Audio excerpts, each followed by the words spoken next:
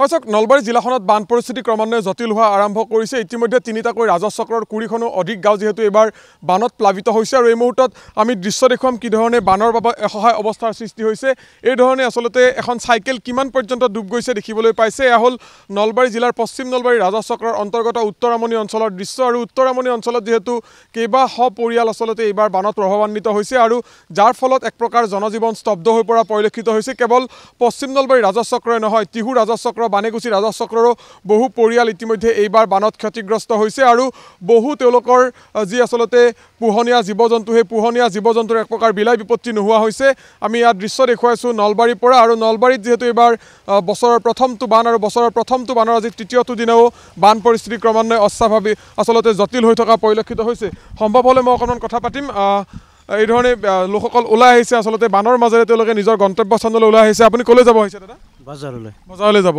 ঘৰত কিমান পানী হৈছে আপোনাৰ? ঘৰত এককাল হৈছে। ঘৰত এককাল পানী হৈছে। ইয়াত কিমানটা পৰিয়াল আছে এই অঞ্চলত? ইয়াত 35 ঘৰ। 35টা পৰিয়াল। এই 35টা পৰিয়ালৰ একে অৱস্থা। প্ৰতি বছৰে ইয়াত বানপানী হয়? প্ৰতি বছৰে হৈ আছে, চিৰিয়েলি হৈ আছে। প্ৰশাসনৰ মানুহ কোনোবা আহিছে নে নাই খবৰ ল'বলৈ? অহা নাই গম পোৱা কোনো অহা নাই এতিয়ালৈকে। কিবা সাহায্য বা কিবা তেনেকুৱা যিসমূহ ব্যৱস্থা দিয়া নাই গাঁওবুঢ়াহে একবাৰ আহি গেল, আহি যে আকৌ কিবা লিষ্ট কৰিব কৈছে, কৈ পেলাই এতিয়া হেৰি কিবা খবৰ।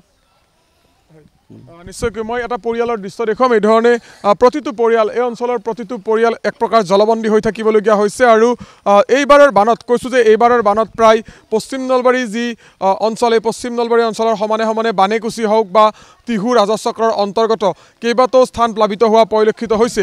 মই দেখুৱাম প্ৰতিটো পৰিয়ালৰে আচলতে একেই অৱস্থা। কোনোৱে যদি আচলতে কাৰোবাৰ যদি ঘৰত কোনোবাই কৈছে যে তেওঁলোকৰ ঘৰত একাঠু পৰ্যন্ত পানী উঠিছে, আন কাৰোবাৰ চোতালত এককাল এবুকু পৰ্যন্ত পানী উঠা পৰিলক্ষিত হৈছে।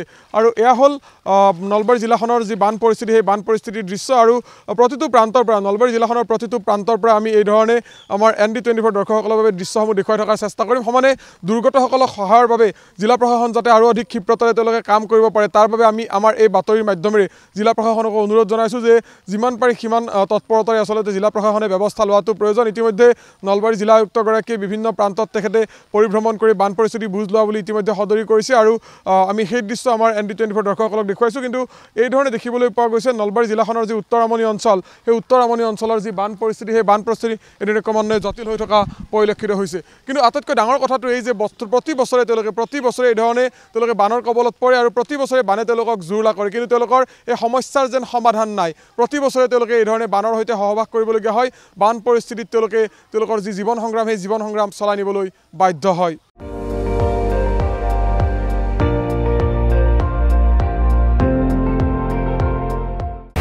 আপুনি চাই আছে ND24, সৰ্বশ্ৰেষ্ঠ নহয়, সৰ্বোত্তমৰ দৌৰ।